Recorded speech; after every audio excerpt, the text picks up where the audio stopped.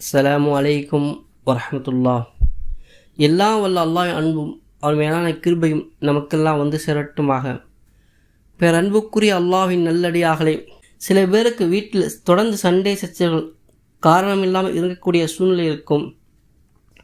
கணவரோ சண்டை சச்சரவு இல்லாமல் வாழ ஆசைப்படுகின்றார், மனைவி அப்படி தான் ஆசைப்படுகின்றார்கள். ஆனால் சண்டை சச்சரவு எங்கிருந்து வருகின்றது தெரியவில்லை. தொடர்ந்து சண்டை சச்சரவு வந்து கொண்டே இருக்கின்றது. அந்த மாதிரி வீடுகளாக இருந்தால் தங்கள் சூரா நிசாவை தொடர்ந்து ஓதக்கூடியதாக இருக்க வேண்டும்.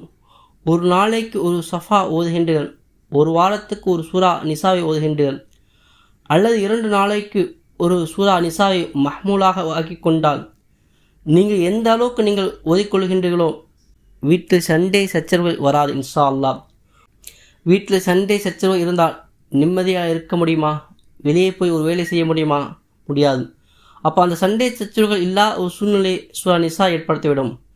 தாங்கள் ஓதியீர்கள் என்றால் தண்ணீரை ஊதி விட வேண்டும். நீங்கள் குடித்து கொள்ளுங்கள், வீட்டில் எல்லோருக்கும் கொடுத்து கொள்ளுங்கள். இதே போல் அமல்கள் அறிந்து செயல்படுவதற்கு நம் சேனலை சப்ஸ்கிரைப் செய்து கொள்ளுங்கள். இந்த வீடியோ பயனுள்ளதாக இருந்தால் லைக் செய்யுங்கள். இதை மற்றவர்கள் ஷேர் செய்யுங்கள்.